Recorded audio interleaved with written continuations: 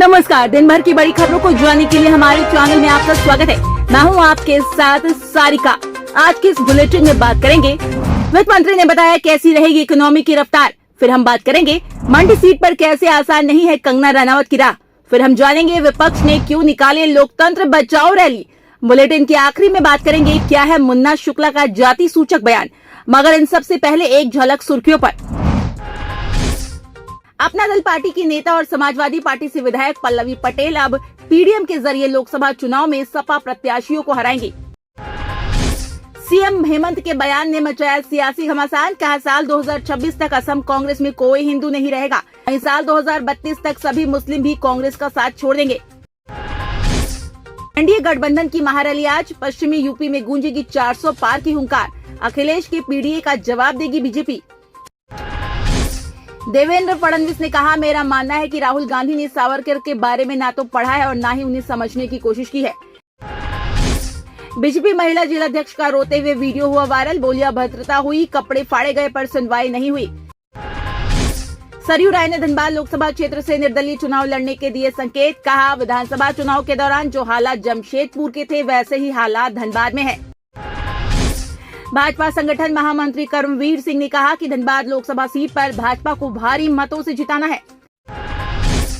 Madhepura seat पर लालू प्रसाद यादव और शरद यादव के बीच 3 बार आमना सामना हुआ। 34 साल में पहली बार ईवीएम के मतपत्र में नहीं दिखेंगे शरद यादव।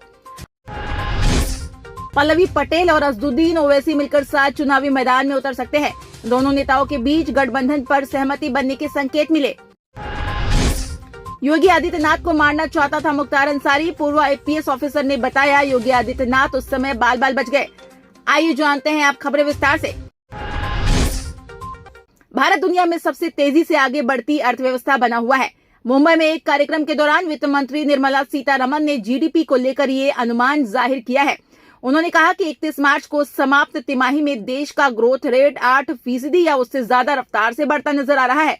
वित्त मंत्री ने उम्मीद जताई कि चौथी तिमाही में भी भारत की जीडीपी 8 या इससे ज्यादा रहेगी। इस तरह वित्त वर्ष 2023-24 में जीडीपी में औसत वृद्धि 8% से ज्यादा होगी। तीसरी तिमाही में दिखी थी तूफानी रफ्तार। गौरतलब है बीती तीसरी तिमाही में इंडियन इकोनॉमी 8% से ज्यादा की रफ्तार से आगे बढ़ी थी। फरवरी महीने के अंत में सरकार के द्वारा जारी किए गए आंकड़ों पर नजर डालें तो चालू वित्त वर्ष की दिसंबर तिमाही में जीडीपी तूफानी तेजी से आगे बढ़ी थी और इसे लेकर जारी किए गए सभी पूर्वानुमान फेल हो गए थे। दरअसल तीसरी तिमाही में देश की जीडीपी ग्रोथ 8.4% की दर से हुई थी। देश में मैन्युफैक्चरिंग एक्टिविटीज और सरकारी खर्च में तेजी के चलते जीडीपी की रफ्तार और तेज हुई। इससे पिछले तिमाही में जीडीपी ग्रोथ 7.6% रही थी। हिमाचल प्रदेश के मंडी लोकसभा सीट से बीजेपी उम्मीदवार कंगना रनावत की सियासी राह आसान नजर नहीं आ रही है। मंडी लोकसभा क्षेत्र में भाजपा के असंतुष्टों और पूर्व शाही परिवार के प्रभाव के कारण कंगना रनावत की राह मुश्किलों से भरी हो सकती है।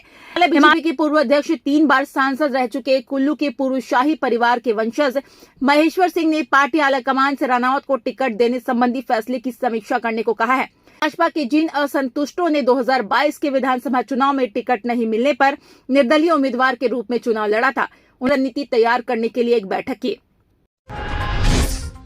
में विपक्षी दल कुछ मुद्दे को उठाने वाली है, जिसमें एक सरकारी जांच एजेंसी का दुरुपयोग, इलेक्टोरल बॉन्ड, विपक्षी नेताओं की गिरफ्तारी जैसी विषय शामिल होंगे। आपको बता दें सीएम केजरीवाल से पहले हेमंत सोरेन जेल जा चुके हैं।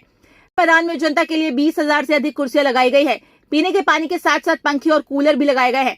धूप को देखते हुए सभी कुर्सियों के ऊपर टेंट लगा दिया गया है। महारैली की व्यवस्था के लिए 500 सक्रिय कार्यकर्ताओं की ड्यूटी लगाई गई है। आम आदमी पार्टी के आह्वान पर रविवार को INDIA की हो रही महारैली के लिए रामलीला मैदान पूरी तरह से तैयार हो गया है। महारैली सफल रही तो गठबंधन की प्रत्याशियों को इससे ताकत मिलेगी। खासकर दिल्ली पर महारैली की सफलता का असर ज्यादा पड़ेगा। के बाहुबली नेता और पूर्व विधायक विजय कुमार शुक्ला उर्फ मुन्ना शुक्ला ने दलितों को लेकर जाति सूचक बयान दिया है। शनिवार को राबड़ी आवास पहुंचे मुन्ना शुक्ला ने लालू यादव से मुलाकात के बाद पत्रकारों के सवाल का जवाब देते हुए कहा, हम भी भूमिहार ही है, चमार थोड़ी ही है। उस बयान पर राजनीति गर्म है। बीजेपी और जेडीयू ने राजद को घेरा तो कांग्रेस मुन्ना शुक्ला का बचाव करती दिखी। इधर बवाल बढ़ता देख मुन्ना शुक्ला ने माफी मांगी। मुन्ना शुक्ला से सवाल पूछा गया कि भूमिहारों के वोट की बात हो रही है। सवाल बीच में ही काटते हुए मुन्ना शुक्ला ने दलितों को लेकर बयान दे दिया। मुन्ना शुक्ला शनिवार दोपहर राबड़ी आवास पहुंचे थे। अंदर जाते हुए उन्होंने कहा कि वे वैशाली से लोकसभा का टिकट और अपने नेता का आशीर्वाद लेने आए हैं। दरअसल चर्चा है कि मुन्ना शुक्ला या उनकी पत्नी अनु शुक्ला आरजेडी की टिकट पर वैशाली सीट से लोकसभा चुनाव लड़ सकते हैं।